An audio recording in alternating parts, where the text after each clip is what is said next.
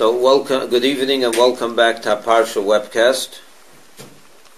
I know we were away last week, so we missed the portion of Boi.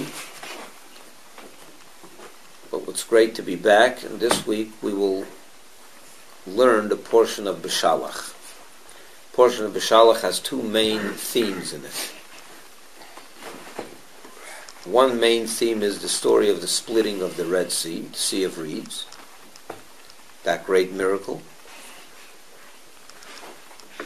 and the incredible miracle of the falling of the manna from heaven every day as the Jewish people traveled through the desert.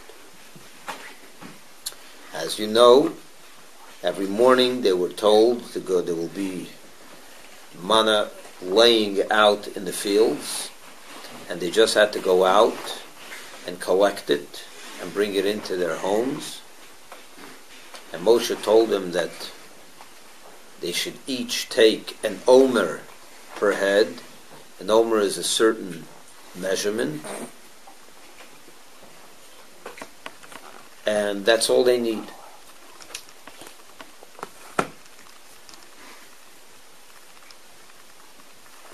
And anyone that will collect more than an omer, and some did,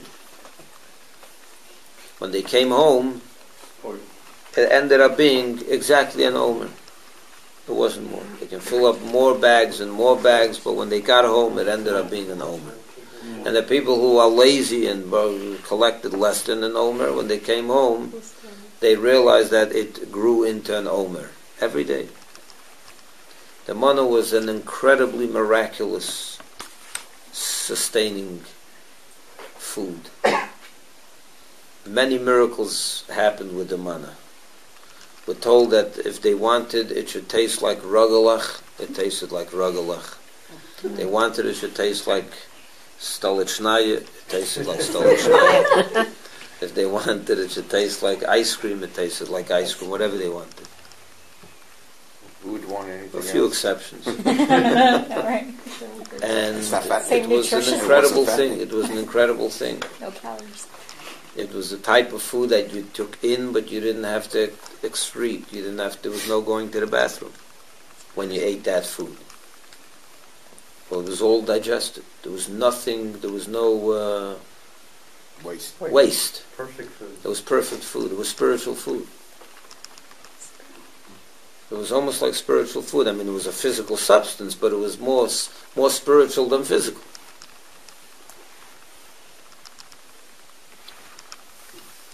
And this went on for 40 years. There was other food that if they wanted, they can, slaughter a cow and eat meat and have other food. I mean, there was no problem with that, but there was no need. They had this food. And they all got, as we said, it was an omer per head.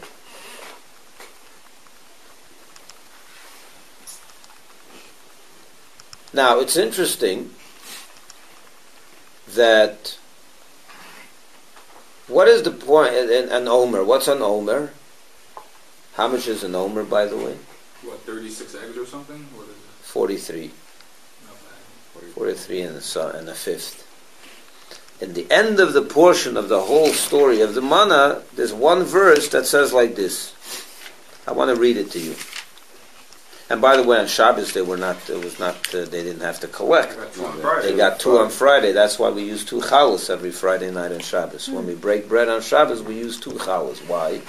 To remember that miracle that on Friday there was a double portion that fell, one for Friday and one for Shabbos. Now you may ask, why didn't they just, instead of going out every day and bothering to collect every day, why didn't they collect on Sunday for the whole week? So Moses told them they can't do that. Every day is its own day. You don't collect today for tomorrow. There were a few chachamim that tried to outsmart Moses, and they did leave over for the next day. It was full of worms. It didn't work. That's how it was. So you had to follow the rules, or you didn't have it. So Shabbos wouldn't fall. It would fall 6 days a week. Of course, on Yom Tov also not. On the holidays it wouldn't fall. But for 40 years, it fell every single day. You walked out in the morning, it was sandwiched between two levels of dew. It was like packaged beautifully, protected, and they just had to, bring it into the house. Some had to prepare it, some didn't. It's a whole different discussion. But they had food for 40 years. Incredible miracle. At the end of it, it says like this. The children of Israel ate the manna for 40 years until they came to the inhabited land, till they came to the land of Israel. However, the manna only descended until they came to the plains of Moab at the border of the land of Canaan, where Moshe passed away before they crossed the Jordan. After that, they ate from the manna which they had stored up on that day.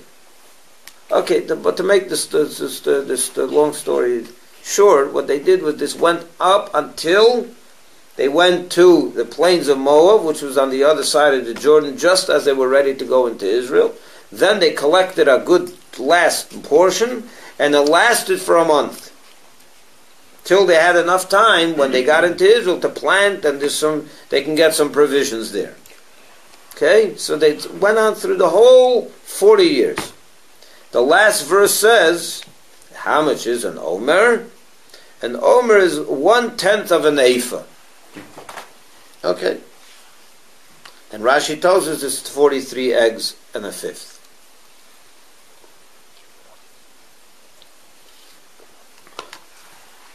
It's a portion for a family or for per person. Omer la gulgolet. The gulgolet. Per head, exactly. An omer per head. Now, the question is like this. We know that when you eat food, a 3-year-old eats how much? A little bit.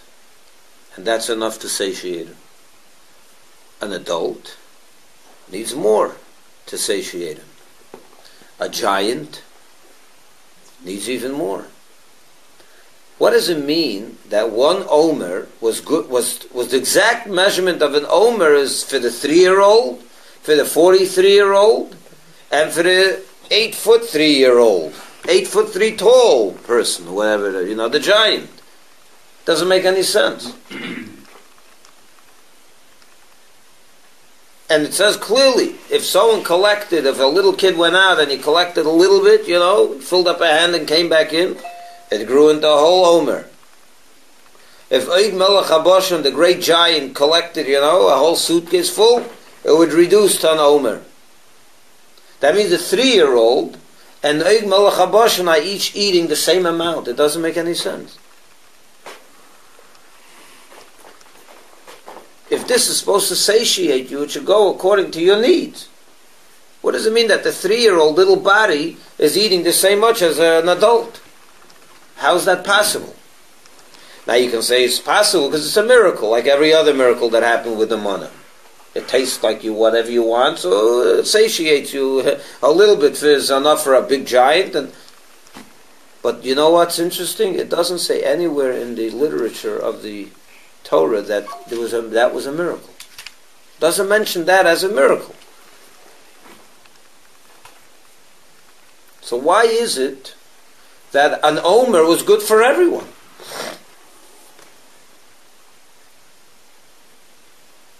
You would think that the more big you are, the more food you need. Because it's for your soul. The omer was for the manna. No. It's about spiritual. And spiritual food. It was a spiritual food. Maybe It for had children spiritual to element, grow. but it was meant to fill. Why did the manna fill? Why did the manna fall? To sustain you. Because the Jewish people complained they don't have food. They want to go back to Egypt. Yeah, they were hungry. So God said, they're right. It's time to make them have, to provide He them. punished them, didn't he? He punished them.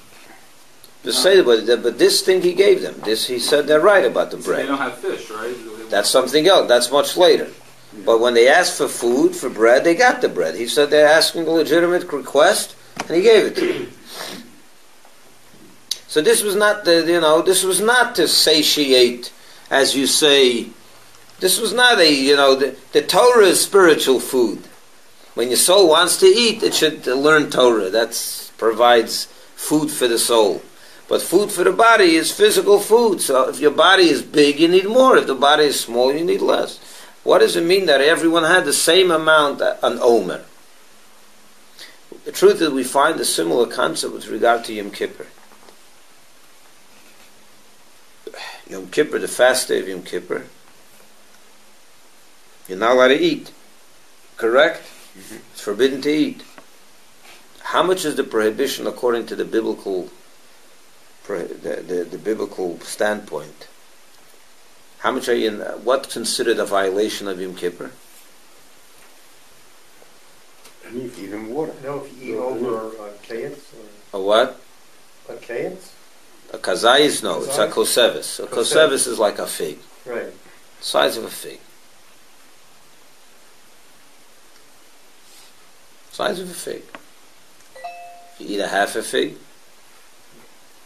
But little children are not supposed Not to. little kids, I'm talking about adults. The people that have a prohibition against eating, if you ate a fig-sized piece of bread, you will have violated Yom Kippur. And if you ate a half a fig-sized piece of bread, from the biblical standpoint, you didn't violate it.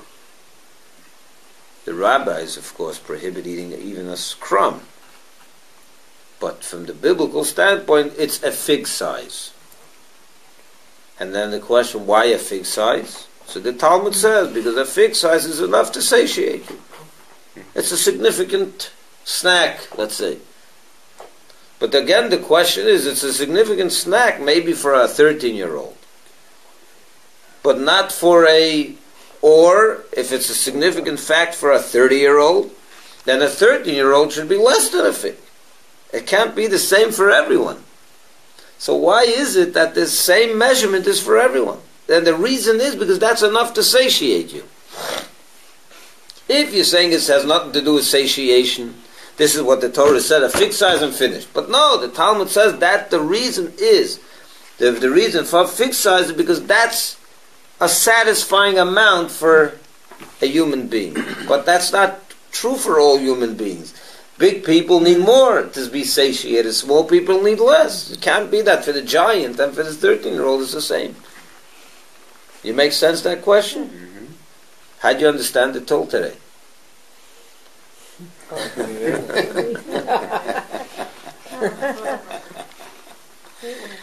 So let me explain to you how the Rebbe explains this thing absolutely beautifully. Gets into a lengthy discussion about, but I'll try to give you a synopsis in 5 minutes. It says in the human life, the body and the soul, what connects the body and the soul? What's a human life? A soul enclosed in a body. That's what a life is. A spiritual soul that is enclosed and somehow united in one with a physical body. What connects the body with the soul, or the soul with the body? Food. If you don't eat, the soul departs from the body. If you eat, it connects the soul to the body. That's what keeps you alive. Food and water is what keeps you alive. So the Rebbe says like this. In the connection between the soul and the body, there are two levels. One is, let's talk about the life force of the human being. A person that's in a coma is alive. Is alive. Yeah. What? Is he less alive than you and me? No. No, he's the same alive as you and me. He's a living being. If you kill him, you're murdered. You can go to jail. It's like if you killed someone that's robust and running around, right? A comatose person and a person in a gym doing exercises, they're both equally alive. What does it mean? It means that there's a certain life force that the soul infuses the body equally in your head and in your foot There's no difference between your head and your foot. In other words, there's a general life force that comes from the soul to the body that is everywhere equal. In your head, your foot, you're sleeping, you're up, you're comatose, you're running around. It's all the same. That's the essence of life, we will call it. The essence of the life of the soul that animates and gives life to the body is a general life force that encompasses the entire body as one, without differentiating between limbs and higher parts and lower parts. It's in the foot just like it's in the head. But that is called in the Hasidic vernacular a chayus kloli, a general life force. But then there is something that comes from the soul that's more detailed, a chayus proti, a more detailed life force of the soul. With a more detailed life force of the soul that is enclosed in every single limb individually, over there's great differences. Between the head, where it's a more refined part of the body, there's a greater life force. The other parts of the body, the foot soles, it's a more coarse, there's less life force. It's not such a refined life force. And the eye is different than the ear is different than the nose. Every limb has a different life force from the soul. And the head is much more than in the feet. But that's the lachayus proti, the more detailed, enclosed life force. And the difference between these two life forces is that the first one, the more general life force, is not enclosed in the individual limbs of the body. It's a more encompassing life force. And it's everywhere equal. Whereas in the more detailed life force, that means there's two parts of the soul. There's two types of life force that emanate from the soul into your body. One is general and one is detailed. So when we talk about food, the food draws both parts of that life force into your body. Food, we said, is the connector of body and soul. So food connects both parts of the soul's life force to the body. The general life force and the more detailed life force.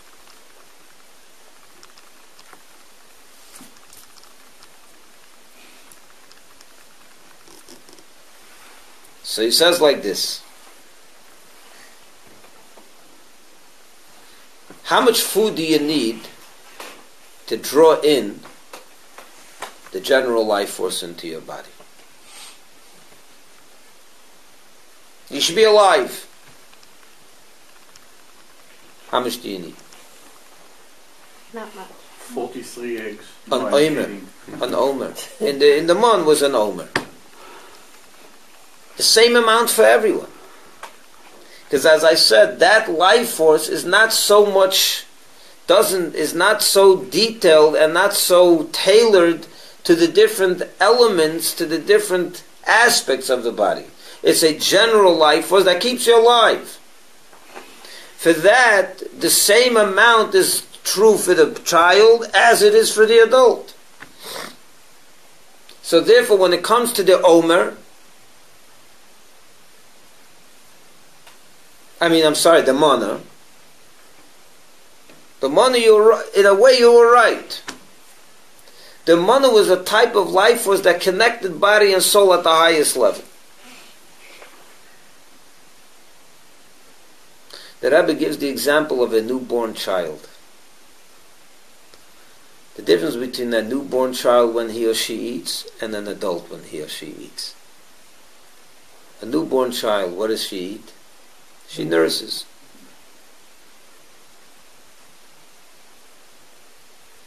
Do you see in the newborn child, the focus is not so much on the different detailed elements of this child, because you don't really see that he or she is smart yet. You don't see her smarts yet. You don't see her talents yet. You don't see any. All you see is a living being. That's the focus, a living being, the general life force. It says when the Jewish people came out of Egypt, they were a newborn child. They were just born as a people. So what was the focus? Their life. It wasn't so much that they were sophisticated spiritually and they were this and they had all kinds of spiritual talents. That came later in the land of Israel.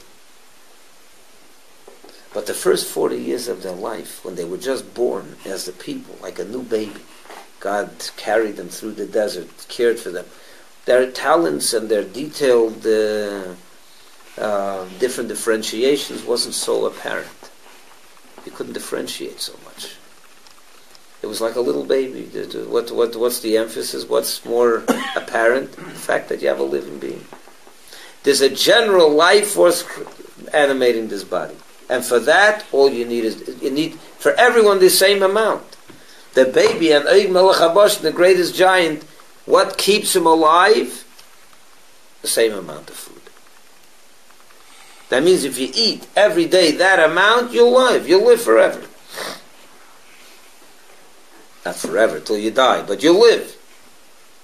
The child and Eig Melech HaBashan, the same thing. Eig Melech HaBashan was the known giant at that time. It was huge. One measurement was right for everyone. But then, of course, if you want to be healthy and you want to focus in on the different aspects of your life, you want to bring down the more detailed aspects of your life and the more, as we said, the tailored life force of the soul, that's already a different story. Over there, that big person needs more, a small person needs less. But as I mentioned, in the desert, that wasn't so much the emphasis. There were newborn children. There wasn't such a differentiation between people.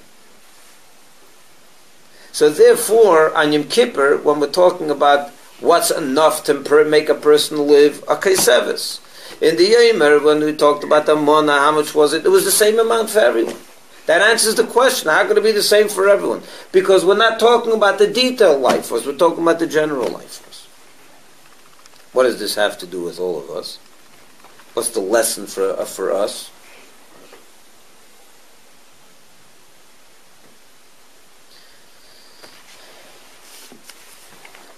The lesson for us is that we are post-desert Jews. We have already long gone into the land of Israel.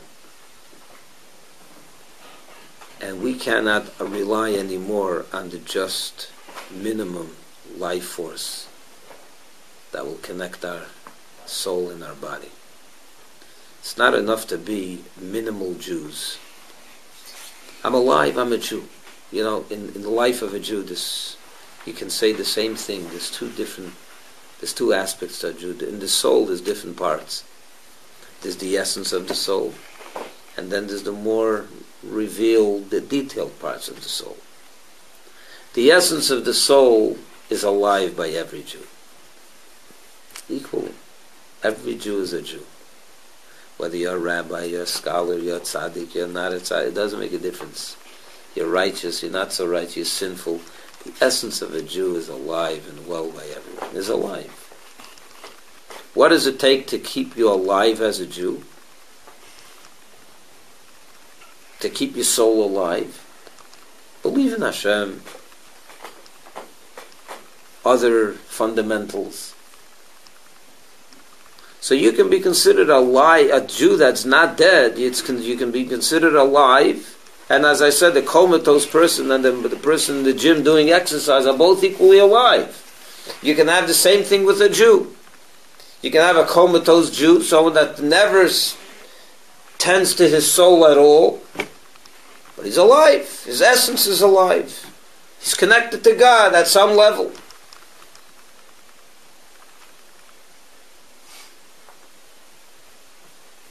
So in that sense, everyone is equally alive. But are you healthy? Is that enough to sustain your body on every on all levels? For that you need a lot more. For that you need to satiate yourself with a good meal. To become more alive as a Jew, where the detailed parts of your soul are also nourished, just like a human body. The omer kept us alive on the essence. The general life force of the soul was connected to the body through the omer of the mana. And we didn't need more than that because we were newborns. So there wasn't so much the detailed differentiations. So it's like a baby eats the same food every day. It's not a problem. It's got all the nourishment, all the nutrition, everything in that little bottle, right? Or a little bit that he gets from his mother. It's enough to keep him alive. It's enough to make him grow a little bit. But the minute he becomes already a man, a person living on his own 2 feet, for there you need to already nourish the body on a much more detailed level. If they start developing the different talents and so on and so forth, it's a person that already, so it's a whole different kind of nourishment. The same thing with a Jew. It's one thing to live as a Jew on the essential level. Perhaps you're not dead. Your soul is alive. Your soul is connected to God. Yes, every Jewish soul is connected to God. The Jewishness and so on and so forth. And for that maybe the minimal amount is enough. But that we have also a detailed life force that has to connect our souls to God. Or God to our souls. Not just the essence of the soul should be connected to God, but every aspect of our soul should be connected to God. Our intellect, our emotions, our actions, our behaviors, our character traits, everything. And for that you already need to eat a lot more than an omer. We can no longer, we should not be satisfied just with a fig size or an omer of food. Spiritually, I'm talking spiritually now. If it's that way physically, it's that way spiritually as well. On Yom Kippur, you perhaps will consider that violator if you ate a fig size amount of food. But I want to see someone that sits and eats on a daily basis only a fixed size amount of food. No one does that. They eat a healthy breakfast and then again a lunch and a snack in between and a dinner and a good night snack, right? Everyone eats and eats and eats and eats, Why? Because you want to be healthy. That's the right thing to do. Spiritually, it's the same way. The omer was good enough in the desert. Small amount is good enough in the desert. That'll keep you alive. And that's all we needed in the desert. Was to keep ourselves alive spiritually. At the essential level.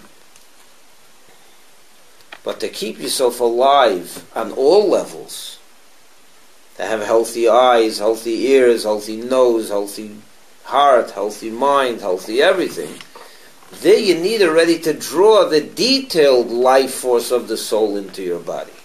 And for that, it's not going to be the same for everyone. And it won't be the same today as it will be tomorrow. Tomorrow you need more than today.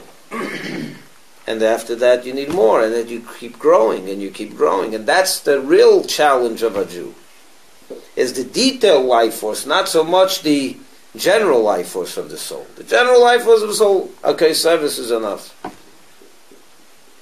That'll keep you alive. But you don't want to be comatose.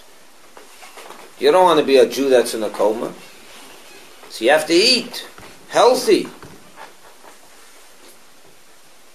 So yes, that amount that they ate in the desert and on Yom Kippur, that's all true. That'll keep you alive. But it won't keep you healthy. You have to be a healthy Jew. For that you have to learn Torah according to your means, according to the amount of time that you have. A person that has more time should learn more. A person that has less time should learn less. A person that has more money should give more charity. A person that has less money can get away with less. And so on and so forth with every mitzvah. There you measure the height, the weight, the width, every aspect of the Jew. God, when you serve Hashem, you can't say, well, that person is doing this, so it's good enough for me also. You don't know that. That person has other parameters. That person has another size. He's a different person. His soul's different size, different shape, different height. It's a different thing. He's a giant, you're a midget. You're a giant, he's a midget. It's two different things. We have to live life with Hashem on all levels. The omer was for the Jew that was just born in the desert. That was a good shear, a minimum size for everyone. Kept them alive till they got to Israel. Once they got to Israel, they started becoming adults. Over there, they already had to take. Everyone had to serve God on His terms, on His level. In the desert, everyone was equal. So they ate an omer. It was good. It was enough. You have to chew and digest the Torah. That's why right. I'm giving you sometimes hard time. But that's you're right. But that's why I'm telling you that when to chew and digest the Torah, you have to ingest according to your needs. Because the Torah is It's not enough to eat what someone else eats. It's not going to be enough.